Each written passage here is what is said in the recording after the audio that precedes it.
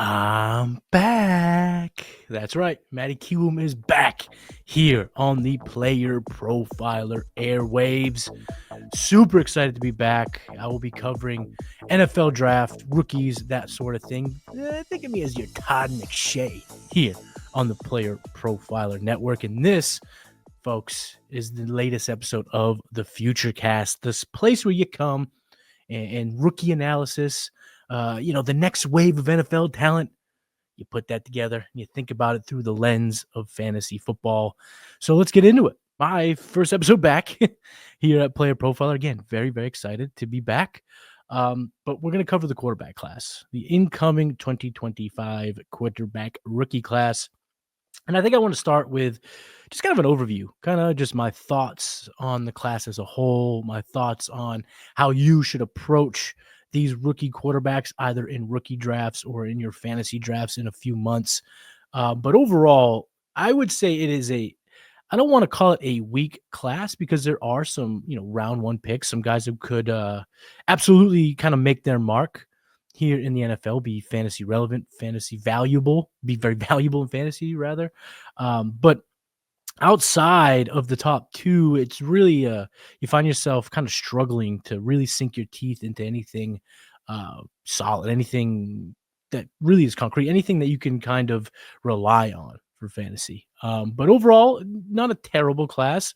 There are players here that might surprise us. I'm going to kind of go through, talk about some of the guys at the top, maybe a couple of sleepers, a couple of guys to avoid when it comes to fantasy football, talk about their prospect profiles, how they should project in year one on their teams.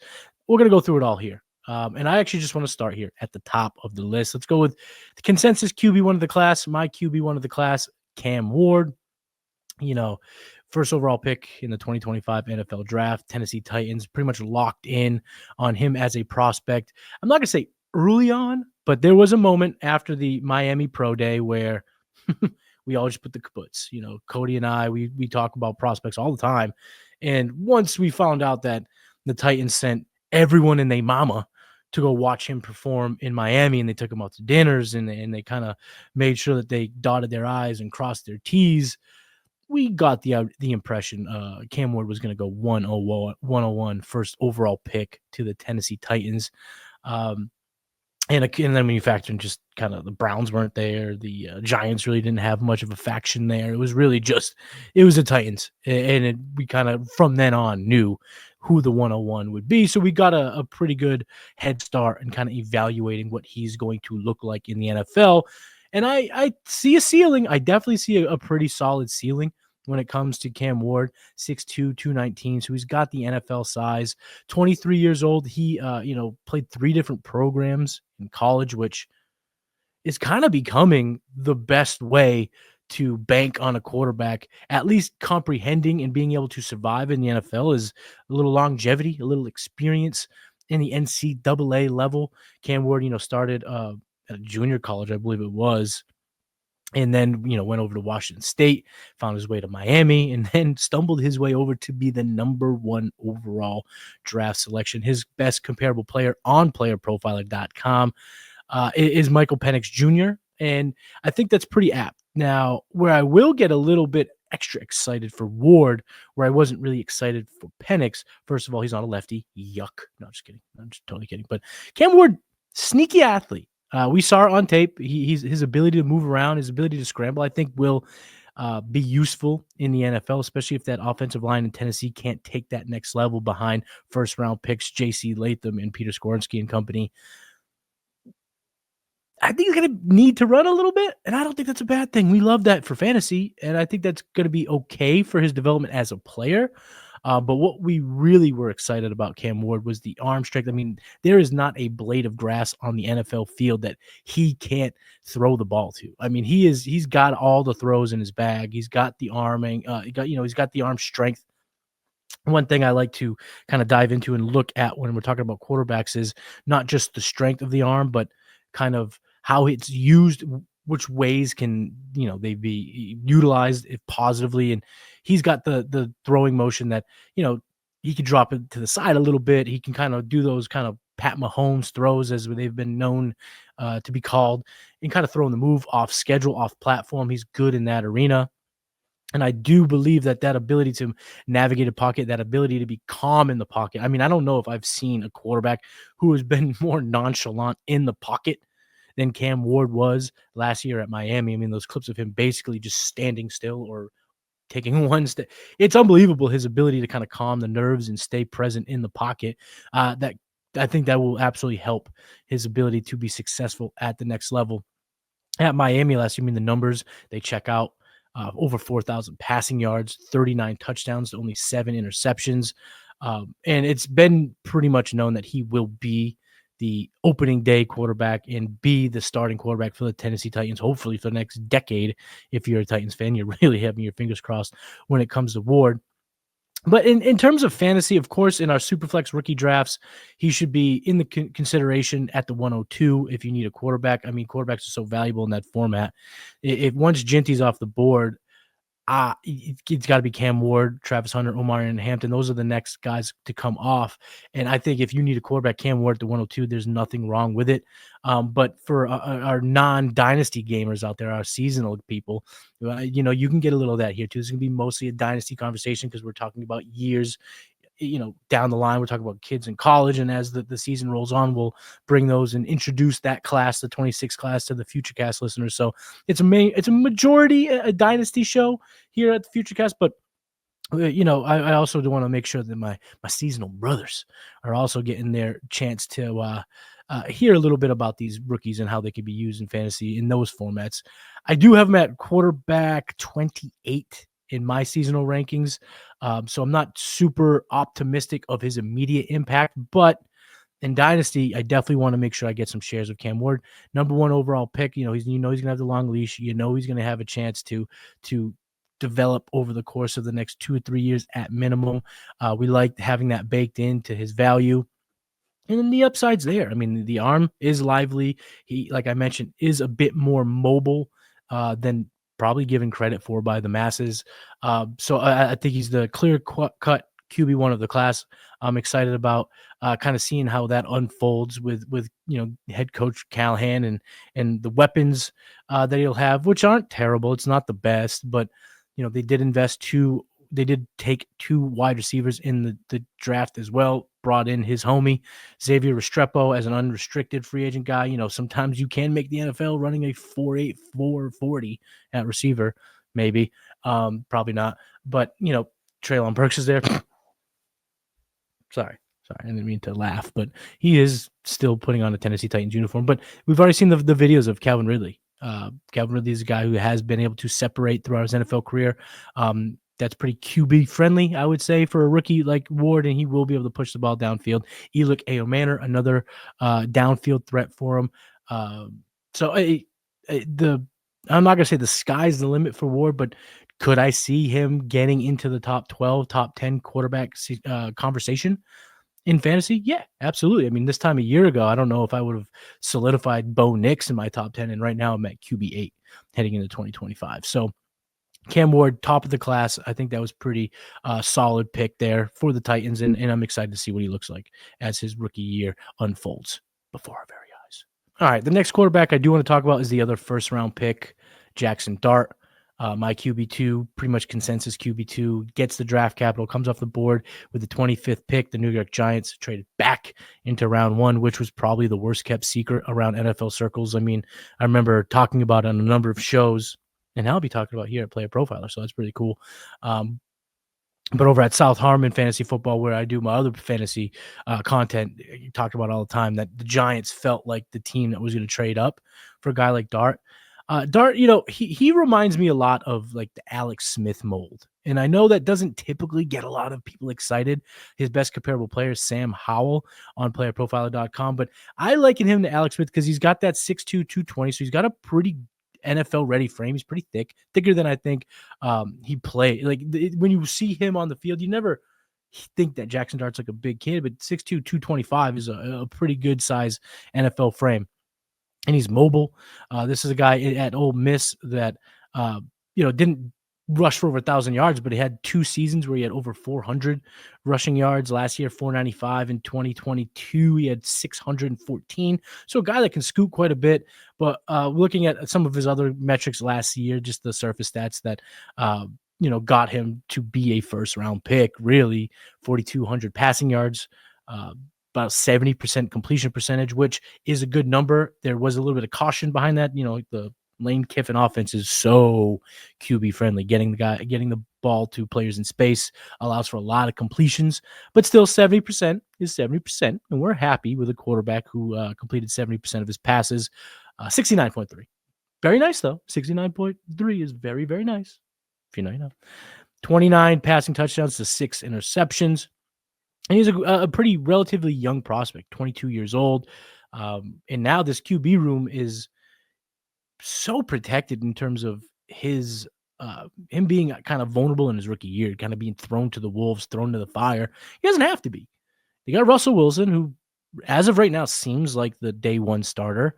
Jameis Winston, who will not only be the backup to Russell Wilson, but probably will be the backup to Jaxson Dart once he takes over. He signed a multi-year deal. The days of Jameis and Malik Neighbors just warmed our hearts for a weekend.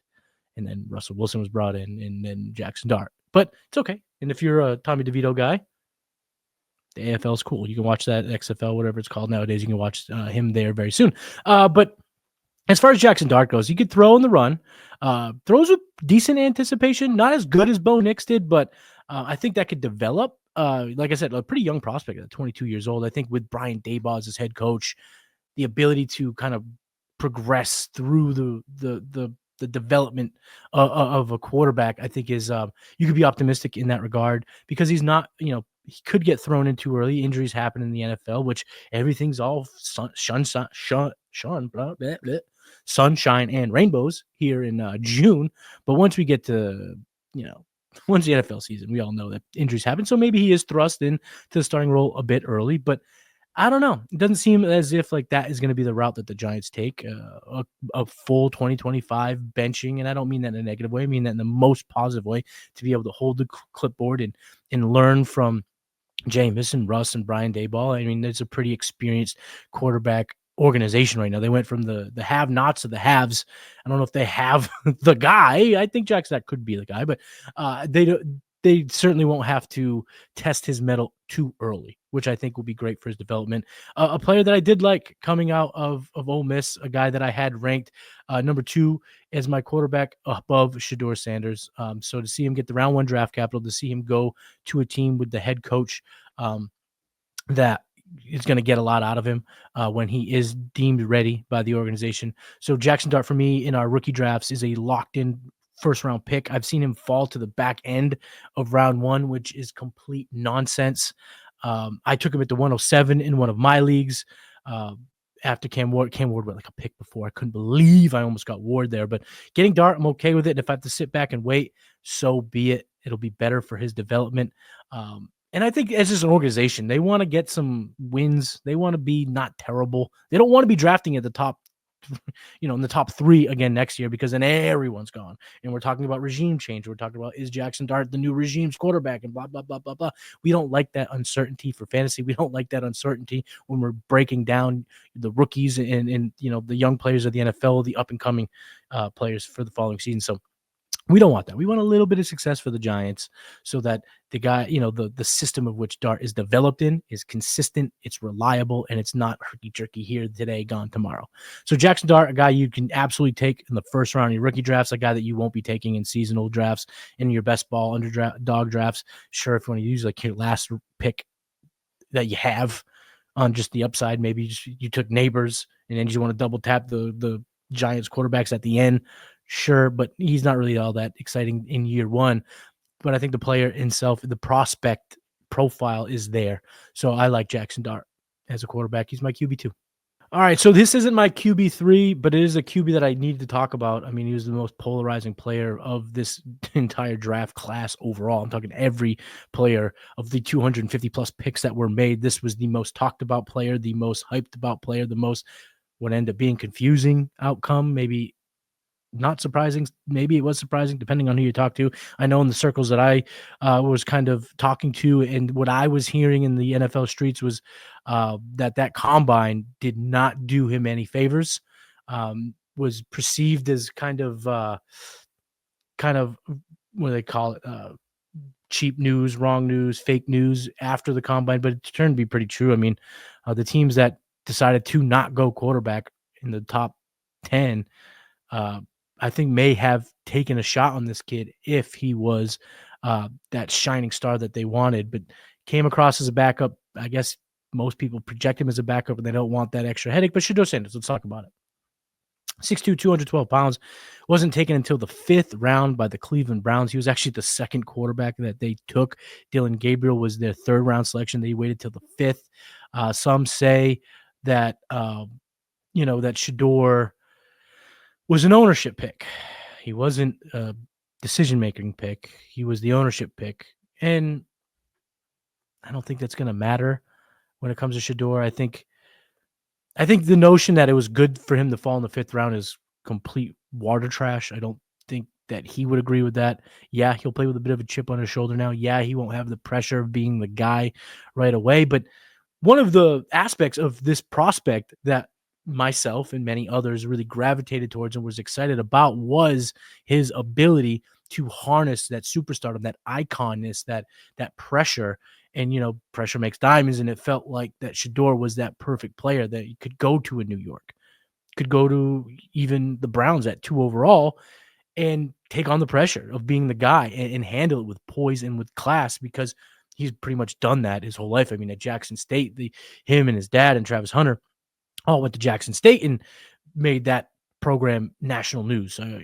Those games are on TV out of nowhere, and they really turned that program around. And then when they head to Boulder, took on the Colorado program, and Coach Prime and Travis Hunter, of course, those are probably the key contributors to the turnaround. But Shedeur was right in the forefront of that. I mean, he was the guy flexing the wrists, showing the rollies, and he was selling merch and putting asses in seats, and he performed admirably. He wasn't a Heisman Trophy candidate, but we're talking about a kid who threw for over 4,000 yards, 37 touchdowns, only 10 interceptions. I mean, those numbers are pretty damn close to Cam Ward's. 74% completion percentage. He's an accurate passer.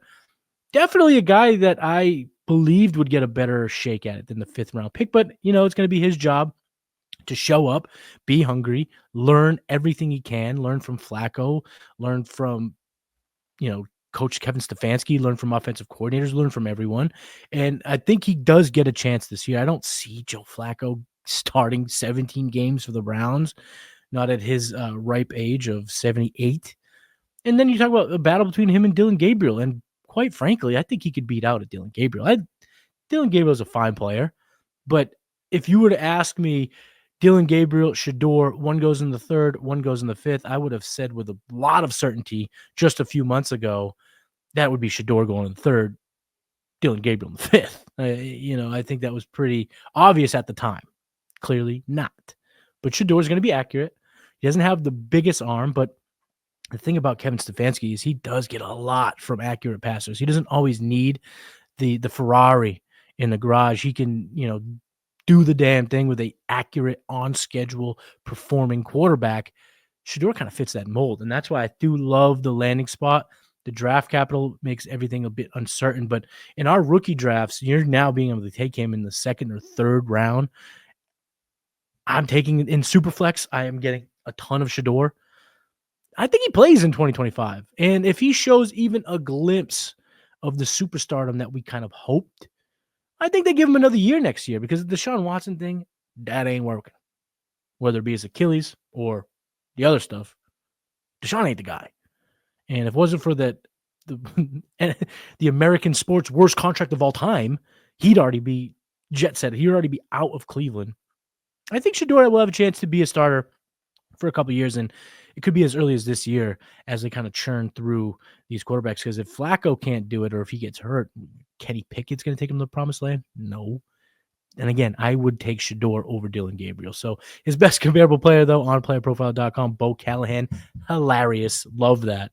If you know, you know. Draft day. Check it out. Hilariously great, bad movie with Kevin Costner. and another guy, Bill Callen's agent, but we don't talk about that guy. We don't talk about that guy no more because he ain't going nowhere. Just kidding. Anyway, all right. So Shedeur, again, it was a bit perplexing to see him fall as much as he did, but in the end, if he uses this as motivation and kind of learns everything he can, I think he'll be in the league for many years, even if it's just as a backup, which again can be very lucrative. It can be a great career, but I think he gets some starts even as early as 2025. So you want to make sure you get him in your rookie drafts. I'm going to talk about a few more quarterbacks here. I'm breaking down the class here on Futurecast. Again, thank you for tuning in, tapping in. Make sure you're subscribed to the Player Profile YouTube channel. Smash that like button. Let's get those views up. Let the Podfather know that the people are happy that Matty Kiwoom is back, waving that Player Profiler banner as my kids run around upstairs. But a quarterback I got to talk about. There's two more I'm going to get really into depth with so I can round out my top 5. And then I'll talk about a couple of sleepers here quickly, and then I'll let you get on out of here. But I want to talk about Jalen Milroe because Jalen Milroe, a calendar year ago, I thought could be a first-round pick. When he was in the college football playoffs taking on Michigan a year ago or 2 years ago now, whatever, time is a flat circle. Time is a construct. I don't know. I'm not Neil deGrasse Tyson. Anyway, Jalen Milroe. 28th pick in the 3rd round. Not bad. A pretty good draft capital. But this is a guy I thought could be taken as early as round 1. He's built like a brick shithouse, 6'2", 220 pounds, super mobile. I mean, we're talking about the fastest, best runner of this class, bar none.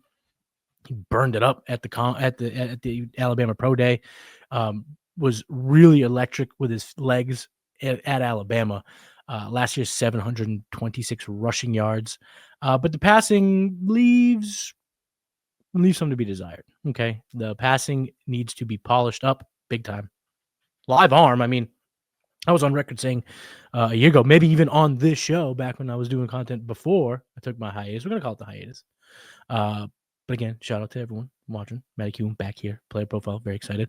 But I thought he was the number 1 playmaking quarterback, period. And this was amongst guys like Caleb was still in college. Jaden Daniels was still in college. Drake May was still in college. And I thought by watching, especially, as Alabama went into the playoffs and made that run a couple of years ago, that he could make plays with the best of them.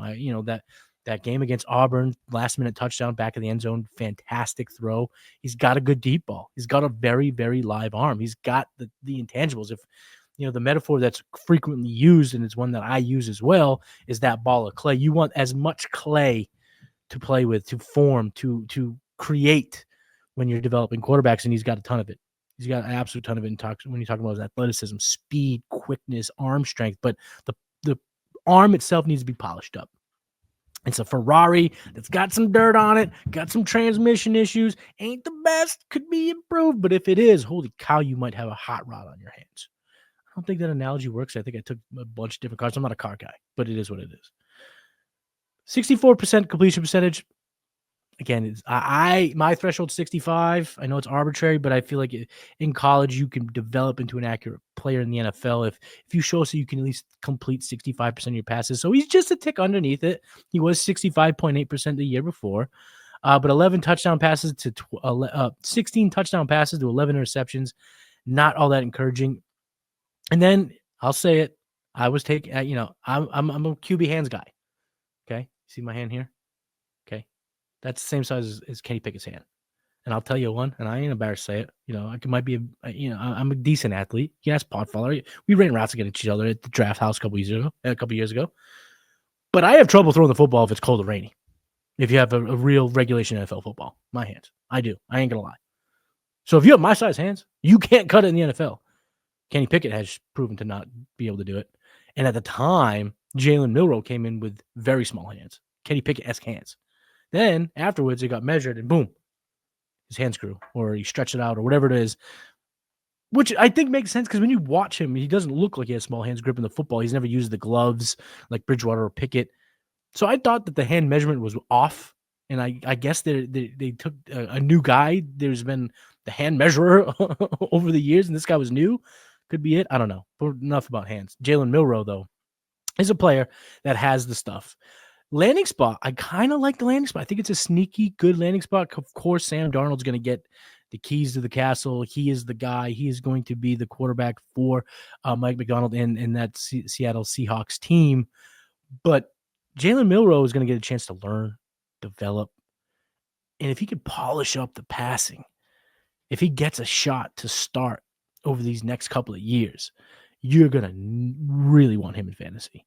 I mean, this is a guy that, due to his legs, can be such a weapon. I mean, Malik Willis, who is his best comparable player on Player Profiler, fizzled out, never really materialized into what we kind of thought he might have a chance to do. And I'm being very wishy-washy for a reason, because I was pretty wishy-washy on the Malik Willis prospect profile. Wasn't as hyped about him as others in the space. I am more excited about Jalen Milroe. I think he has more clay, more intangibles, more ability than Malik Willis. But we've seen Malik Willis be valuable in our superflex dynasty leagues, especially our best balls, when we don't have to worry about the lineup. He's been successful, and it's been on the rushing side of things with Green Bay. Jalen Milroe, I think, has a higher ceiling than that, but the value is there. Is he a first-round pick in our rookie dress? No. Is he a second? You can make an argument.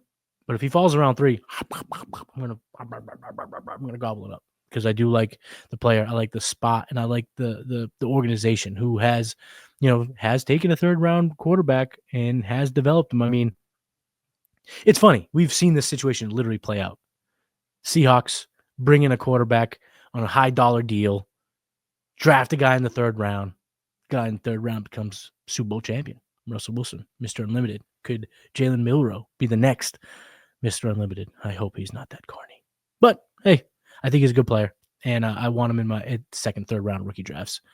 Last quarterback I'm going to dive in. The last guy is going to round out my top 5, and then I'll give you my top 5 rankings, because I did not quite go in order, is Tyler Shough. Tyler Shough he was the most polarizing prospect in my process. And the reason being, the world was screaming at me that he was good, and I just didn't see it. I thought he had a pretty good arm. He's definitely got the NFL size, 6'5", 220 pounds. But you couldn't tell me the picture of a guy who's been in college since 2019. He was in the same high school recruiting class as Trevor Lawrence.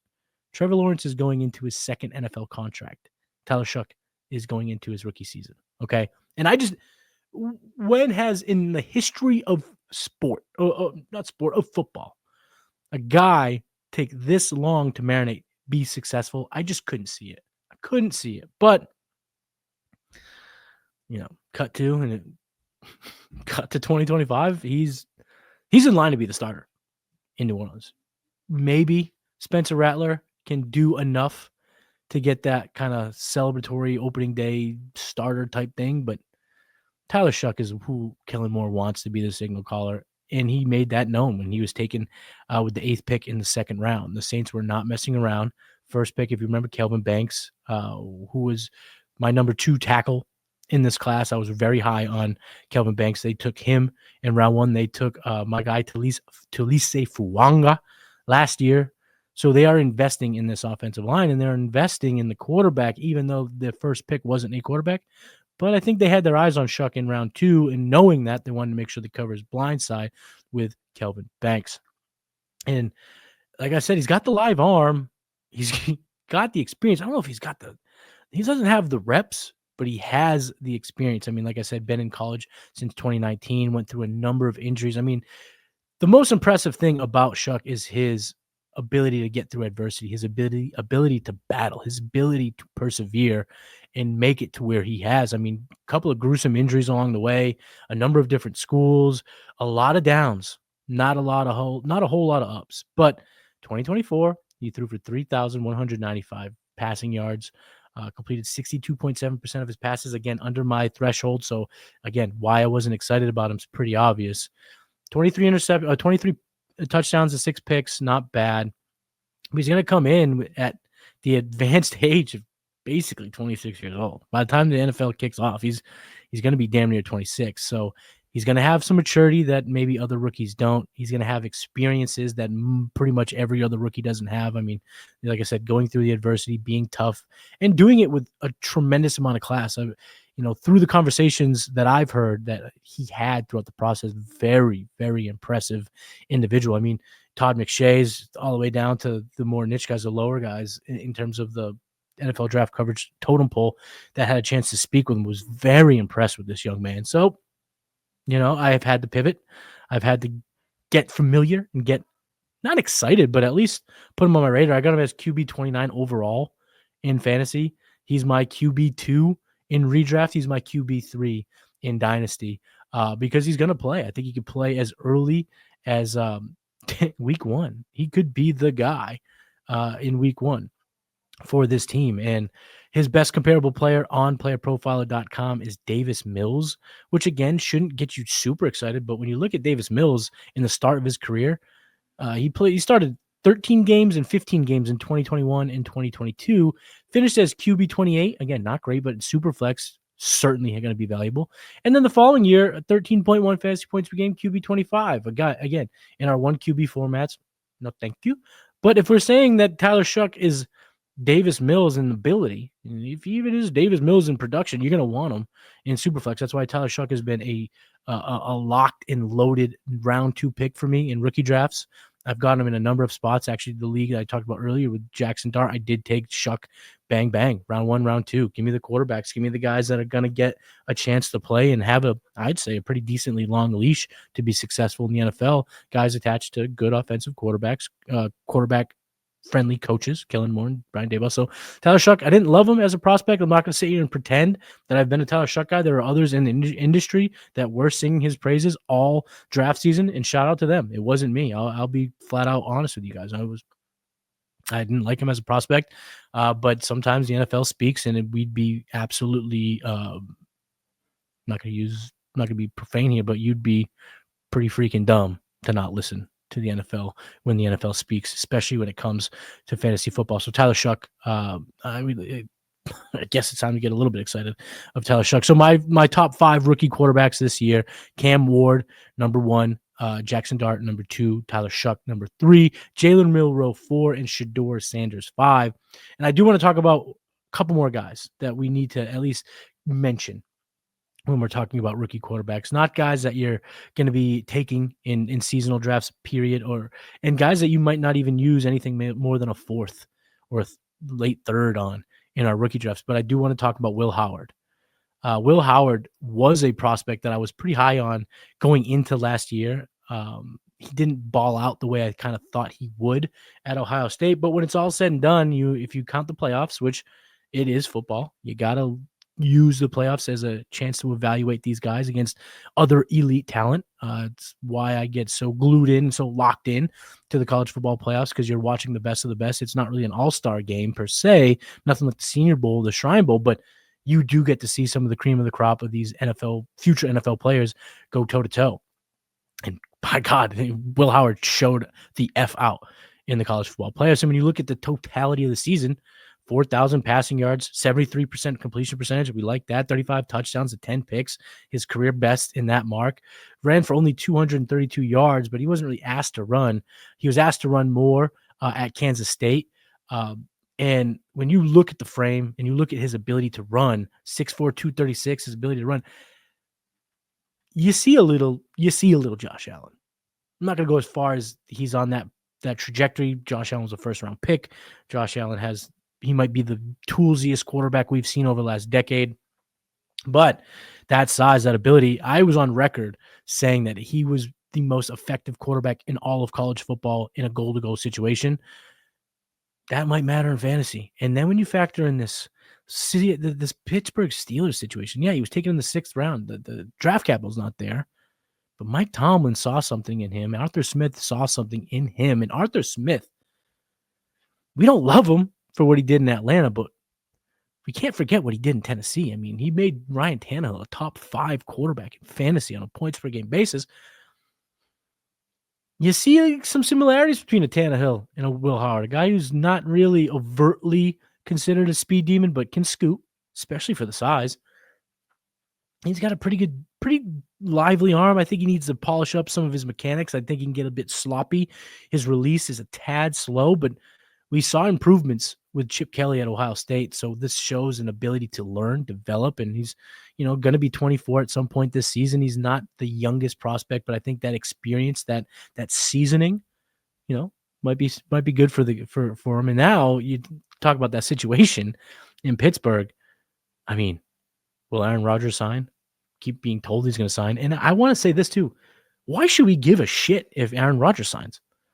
He wasn't good last year for the Jets. He's over 40 years old, just a couple years removed from an Achilles tear. Why are we just pretending like Aaron Rodgers gets this job and is just pushes everything aside? He's just the end-all, be-all at the position. And then after that, they brought in Mason Rudolph. Me? Is anyone really going to sit here and say that Mason Rudolph is going to stop the Steelers from using Will Howard if they want to use Will Howard? I don't think that is going to happen. I think we've seen what Mason Rudolph can provide in the NFL. So now all of a sudden we're looking at a runway that's a little bit clearer than we might have thought. Aaron Rodgers was signed months ago, and he's been developing with this offense, and he's been out there at OTAs, and he's been in the locker room and learning to work well with DK and Pat Freiermuth and Calvin Austin and Jalen Warren and all this stuff. No, he hasn't been there. So he hasn't been doing these things.